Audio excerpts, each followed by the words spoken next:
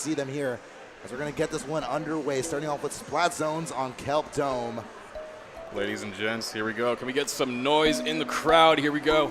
SetToDestroyX, Team Olive, some of the best, if not in the top 4 of all Western competition at this point in time, are duking it out for a chance at winners finals here at Genesis 5. Let's get this one underway. Dude and Soren here are going to progress to the middle of the map rather aggressively, whereas SetToDestroyX, really a nice effort here to kind of progress to the team as 3 towards his left side, but Power kind of trying to pick up the remaining pieces. Soren is going to be able to trade with him in the process.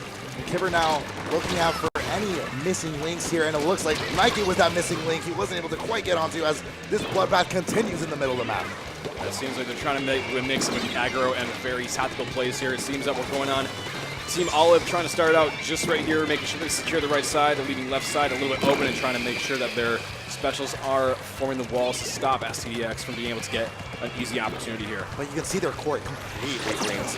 Texan's going to lead the charge here. He does have the baller available to actually start this push as well, but not going to be able to quite climb up in time to be able to catch the Deep Armored team off guard, and now he's caught in the sea of greening, and with no follow-up, Team Olive is going to be able to battle this offensive quite easily, I believe. Soren in top mid as well. He was able to spot out one. He just came out to the left side of top mid, and now still swimming away, hoping for reinforcement coming in from Dude. With, though, is going to be able to follow open the Slosher on his own right. Bubbles coming up, will he be able to capitalize on the opportunity here to get rid of them before Bubbles explode? But no, Dude's going to be able to get that bubble pop immediately as soon as possible. And now with some pressure coming out from the Rapid Blaster, it looks like he's going to maybe go down. No, Nike's going to be able to back him up and push out the opposition for now. But unfortunately, the curling bomb is going to turn around and get them just like that.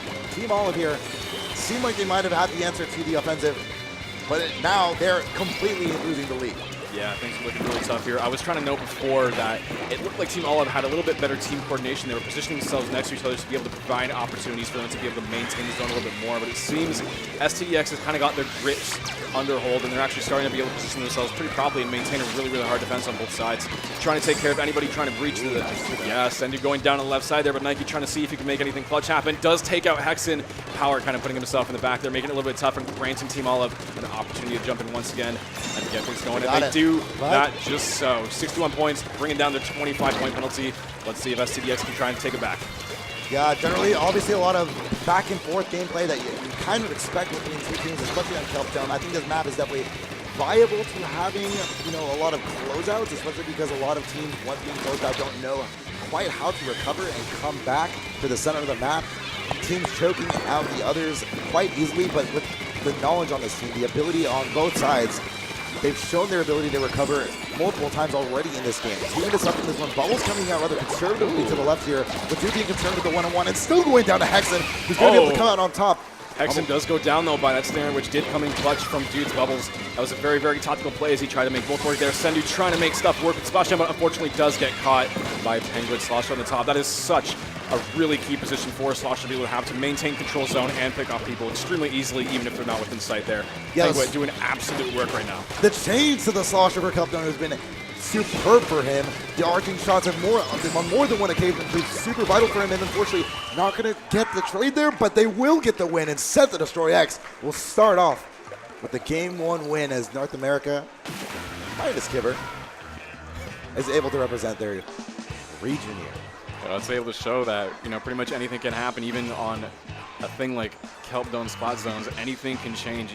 Seeing Olive, they had a really, really strong start, and it looked like that they were going to secure things really, really well, but I think STDX was able to find their way. I think they pushed in with a little bit of specials, and that kind of allowed them to kind of take things over and pretty much provided them the opportunity to seal things off from that point forward. And it looked like progressively throughout that match, maybe not for one time, but it looked like Olive was, they were kind of struggling to kind of reposition themselves together, and they're kind of just trickling instead. But we're going to have to see if they can change that with our next set coming up here. It looks like we're going to be moving on to Clamblitz Black Belly Skate Park. Oh my God. Lord knows I'm here for it. Wow. Clamblitz on Black Belly. We want some aggressive, back and forth, flying across the map willy-nilly. We got it. We've got it good. You thought Black Belly on its own was a cluster, what? Add Clamblitz to the equation. Oh my goodness, I cannot wait to see how this goes. There's gonna be so many different variables we're gonna have to analyze here. This might be a really, really tough one to follow. No. Make no mistake. There is absolutely no analysis on this map. There's just belligerent screaming and kicking. Well, That's kind of, is that kind of what we want? Yes, precisely. Let's make it hype. But it's our job to kind of break it down as much as possible in the heat of the moment. And that we hope to do, ladies and gents. We're getting started here with Game 2, Blackbelly Skate Park on Clan Blitz. This is going to be absolutely nuts. I can't wait to see how they start things off here. I'm actually very curious to see if they're going to try and find a way to secure mid as soon as they can, or try to opt for collecting the clams all around. It looks like Olive is just going right for it here, so we're going to have to see if that is going to pay off any dividends they might experience in the near future here. Yeah, it looks like Hangit here is looking for control of Snipe right now and is able to get that. As Nike is going to be the only one on the left side and is taken down. Team Olive forced to kind of retreat, and Sendu's able to do that with, the range he's able to, use on that left side of the map, but unfortunately will go down just like that. And Hangit here, going from securing the Snipe to going to the other side of the map towards the enemy's plat. Being able to do so quickly, especially being able to help his team here, but Nike, unfortunately wasn't able to get the second mark on that one. Slosher on Slosher right in the center there. We'll see if Sendu coming in for the support here, and Dude coming in trying to secure mid. Very, very optimal strategy here right now, but they're going to be able to help Soren try and escort those clans onto their side. They're going to be able to make something work here. Oh, here we go, guys. They were in a seemingly a good position to do so, but the blaster is going to be tough to deal with. Fortunately enough, Soren will find the leverage needed to be able to actually arch that shot into the clam, and so now they will be able to get at least a football and a clam into the field goal. But Sendu will be able to follow that up and now keep this one going. Oh! On the Pengit here on the blaster on blaster battle, and now will go down to Kibber, but it's a little bit too late. 65 points is quite the great start here for Team Olive. Absolutely unreal there. Sendu trying to make extremely clutch plays happen, but it now looks like Power is going to be able to try and make something happen here. Wit kind of hanging around the middle. Oh, no, but it looks like things might be a little bit messy here as Olive does get a chance to try and potentially come back and stop any control that they get in the middle. But it seems that SetToDestroy is actually not doing too bad right now trying to get things set up. Positionally, they're on lock, right? Right now they're in a great position with the two footballs as well. Unfortunately, now that they've been swatted out, there should be relatively easy pickings for an Olive team that does have bubbles to spare. But it looks like SetToDestroyX has been able to space themselves properly, being able to recognize that, yeah, these bubbles are coming out, we need to back the heck off. And now, football's down, Olive recovered, another down, Hangit and Power, everyone going down. This European side is still kicking. Good stuff on behalf of Olive here. It looks like they were able to stop they were able to make any commitment happening on SetToDestroy here. Sendu going in once again. Is he going to make something more clutch happen in the half-pipe? He does. Gets one kill. Is he going to try to get two? On the other side of the map, what happened? Oh my goodness. As they were on the offensive, who did that? That was Hexen on the other side of the map, apparently, who single-handedly is going to be able to help this whole effort out and maybe even get the lead, but he needs the rest of his teammates to come on over. So far, nobody else has showed yet. Hexen is absolutely playing out of his mind right now, but unfortunately, it looks like the push is going to stop there. Kibber trying to come with the last second clams. It's not going to be enough. 2 minutes left to go, and there's only 6 points or clams left to separate these two teams. That was actually a very, very smart play on behalf of Hexen. Oh, no. Oh, God. I was supposed to say, I wanted to analyze a bit more, but it looks like Olive is going to find a way to retaliate against that entire play there. Oh, my God. Nike going in, getting one kill. Is going to be able to dunk it. He does. That's going to be bring it down to 42. Nicely done for Team Olive. It looks like Kibber might have been able to stop the effort on his own, getting 2 spots on his own right, but unfortunately there was just too much pressure. Sendu able to come with a direct onto Jackson, and now he's all up in their face.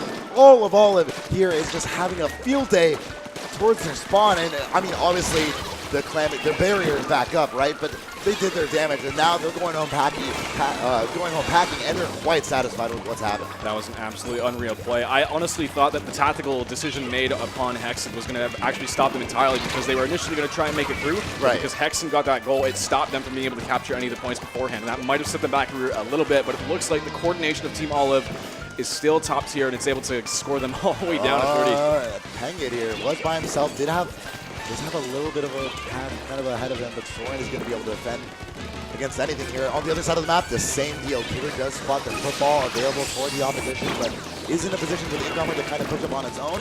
Did have it pop, but now he has the rest of his teammates to kind of push his one with his back.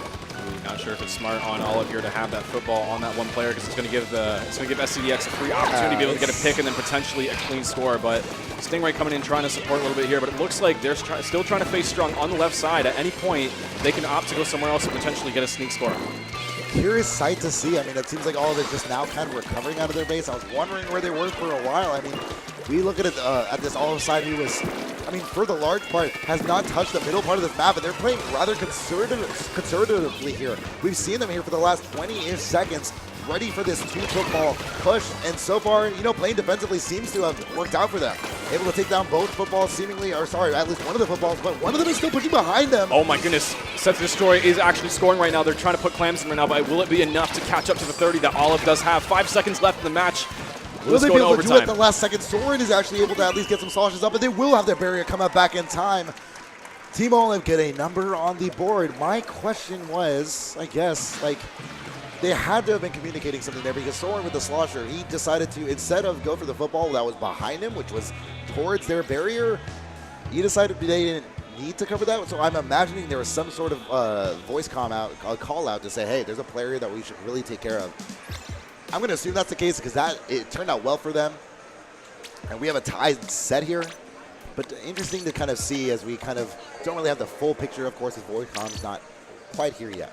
Yeah, for sure. It was all about small tactical decisions that would be able to help him out in the long term. I still have to give kudos to Hexen's play. That was absolutely smart. I didn't even think about doing that myself whenever I was playing Clan Blitz at any point in the time between now and it was actually released. But we're going to have to see if there's any more nutty plays happening in our Oh, no. Rainmaker on the reef. Ooh. Oh, my goodness. Ooh. The nuttiness you will see is a quick knockout with 15 seconds into the game. Or just really like back and forth. With two strong teams like this, are you sure it's going to potentially happen? Probably not. Probably not. What you'll probably see is towards the 20-point mark for both sides. I think it's fairly easy, obviously, to kind of progress the Rainmaker rather rapidly here on this map. Obviously, some of the choke points on the map kind of lending towards, pushing through, especially Alley, being able to go through there. The points rack up really quickly. Especially on the reef. And I mean, honestly, this map has been quite a stick in the mud for some of the players, at least. A lot of competitive players have noted that we might not prefer to play on this map, but it does allow for some exciting matches to happen. And more than anything, placing an emphasis on the idea that your life in this game is valuable. Generally, the differences between Splatoon 1 and Splatoon 2 has been summed up to kind of that. Is, there isn't a quick respawn to kind of default to say, okay, I'll just come back, in a jiffy, it'll be fine. No, and this definitely, Rainmaker on the Reef is kind of, emphasizes that fact alone. Kibber in the meantime. Oh my goodness. Soren, Sendu. Man. But Sendu with his blaster, Soren with his launcher, they should be able to clean that one up. There we go. My VPN for a second was just at least 250, but either way, Team Olive going to be able to recover here. Oh yeah, totally. It's raising absolutely, but I do want to see more of this match happen. I mean, it'd be really nice to see a really quick knockout, but I do want to see a lot of the exciting plays that we're going to see between these two top teams here. It looks like Soren trying to opt with Dude here on the left side. Maybe they can potentially sneak their way into the choke here, but looks like they're struggling a little bit as SetToDestroy is retaliating with a lot of bombs, and now they're putting themselves in a position where it could be an easy pick for Set, but they are going to go, and they are going to take the lead, bringing it down to 25. They're still going, bringing it down to 15, to 5. And ladies and gentlemen, it is not going to be enough as they stop it right at 1. But they might be able to finish it out. And now it is. And there it is. Team Olive, just like that, with a quick offensive, is able to bring that one back. As soon as we thought SetToDestroyX might have had something going for them, quickly taken away from them. And I was surprised. That they were actually able to get that push fully fleshed out. We saw the Stingray come out to kind of couple with the bubbles coming out, and they actually didn't get that many people from that. There was only one that went down from that. But still, because they were able to push up Alley and kind of know that their enemies would be focused there and be kind of easily targetable, they were able to get the kills that they needed to be able to at least push on the pedestal and then follow it up with one quick one. I think that's the absolutely amazing thing is on that particular map, the main way to take the Rainmaker is to kind of go through that choke, and it makes it really hard to make any sort of push happen. So it really does show you how the value of some of the specials can actually make that work. Given the current circumstances, very hard to be able to make that push, but they made it work, and it's just absolutely insane to see that actually work out successfully. This has been absolutely nuts. Moving on to our next set, ladies and gentlemen, we're going to be moving to Tower Control on Pumpback Pump Track. One of the more exhilarating maps in general. I mean, especially on Splat Zones, but if we have Tower Control, I'll take it. As bumpy as it is, lends itself to blasters quite a lot. I'm looking out for that matchup between Sendu and Penguin in particular. That is not to say that we shouldn't be looking for anything else here. In general, just like the positional play, especially with the new tower pathing. Yeah, that was definitely something that I noticed before. It used to take a little bit of a roundabout going on the left side. Exactly. So you didn't go right above the hump to be able to reach third checkpoint, but that has changed. Actually, looking at this preview here, that is the original path. We weren't actually able to make the new path happen, but you will see it when we do reach the top-down view. And yeah, no, it just definitely provides for, you know, a little bit more exhilarating sense to see. There we go. So that's the new path. So you see we go to the center here, and it cuts onto the right side this time, and then shifts over to the left. Yeah, no, exactly. Because before it made it really easy to kind of choke them out at like the 20-inch point marker, where you had a point of elevation on that tower, you know, kind of on that ramp, and games tended to stop there. Game-winning pushes tended to stop there, but now, yeah, whole different story. At any point, if anybody was able to get on the hump there and control that, that would be it. Woo! But moving on to what we have now, it seems like we're getting some pretty decent kills here as Olive is pushing it down. First stop to the right side, bringing it to the 75-point mark. Penguin's cooking. Penguin going back to his roots, using the blaster, and that is going to be 2 down for Olive as Penguin solidifies a very good front line using the splash down. Don't know about the decision on that, but that's all right. I mean, it kept him alive for the split second longer he needed, which is all he really wanted, but unfortunately didn't result in much. However, we do see on the opposite side of the map that green was aggressing on the purple, but we have Soren here now. He can splat onto Hex and maybe able to push up preemptively so that this tower has somewhere to go. It's all good. Sometimes in really, really high-level matches like this, you have to use your specials in anticipation for somebody that might be able to sneak on you. As we do see here, Kibber trying to make stuff happen on the right side. Maybe if he can get some control and help out his team to start pushing it beyond the 84-point mark that they currently have. He does have armor at the ready. He's going to use it now, and hopefully they're going to be able to breach in and stop Olive from taking control here. But that will not be enough as Sendu uses the blaster and does take care of that situation himself. Moving on to the right side, maybe they can start getting a push going once again. Yeah, no, even with the ink armor, the fact that the only reason he lost that fight was because of the 2 weapons he was playing against with that much range. It was the Rapid Blaster as well as Sendu's blaster of his own, and that in and of itself was able to at least, you know, be able to, with the range that they had between them, the spacing was immaculate on Team Olive's part. Now, for SetToDestroyX, to be able to win this fight in the middle as they are able to push to the 61-point marker, I believe the answer is yes for now. It's a 2v1 in the middle, but what just happened there? I believe Power was able to get a direct onto him or something. No, he didn't even get it. It was someone else. I'm not actually sure what just quite happened there, but either way, Power will take it. He's going to move up this right side with Penguin here. This Autobomb is kind of shifting in behind them. Penguin doesn't care about that. He's going to push on in ahead.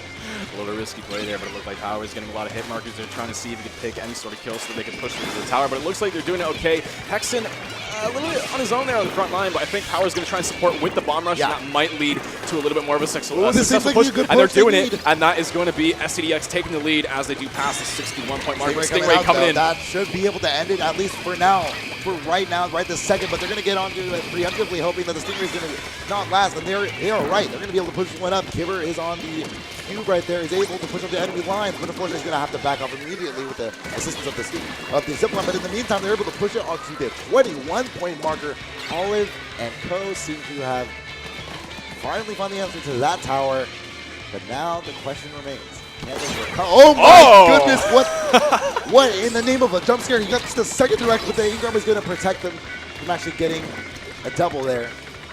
Team Olive now has control again. Cindy able to super jump back in, but might get something bomb. No, he's able to survive for just 1 second. No, I think he was actually taken down from that. Yeah, it looks like Olive here, they're starting to make their own push happen right now. You got to give them credit for being able to try and hold out all the way to the 21-point mark that they reached before, but it looks like SetToDestroyX is going to be able to find a way to regain control of mid again. Sort of Nike not in a good position as Penguin does get the double. Penguin has been on fire this game, consistently getting into the enemy's face and saying, my blaster might be a little better than yours, Sunday.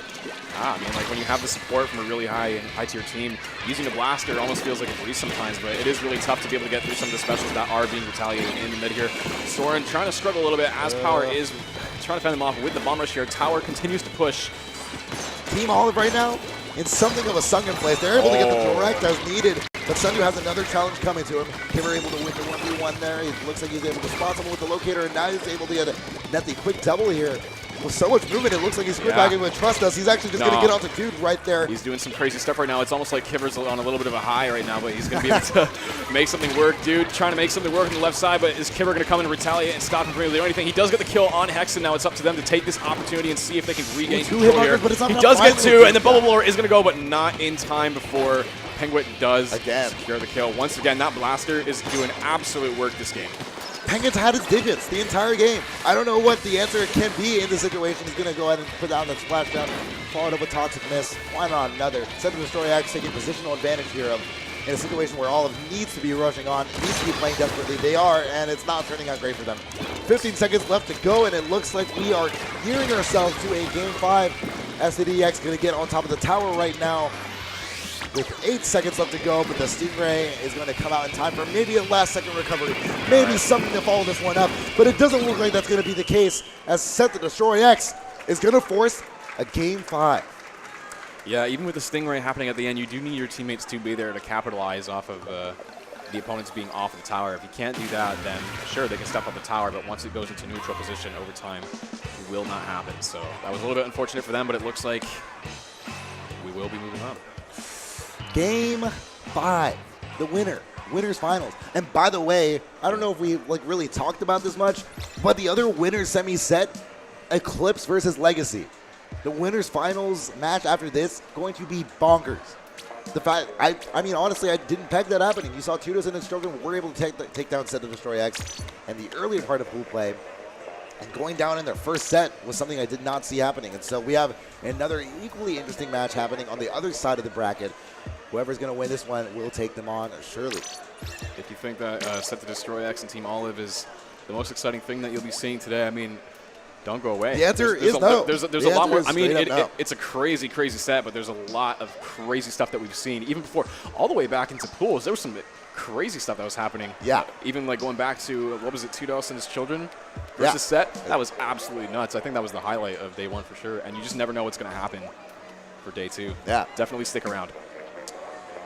Yeah, SetToDestroyX, unfortunately not British, but they are the mostly American side on the left team, whereas on the right we have Team Olive, the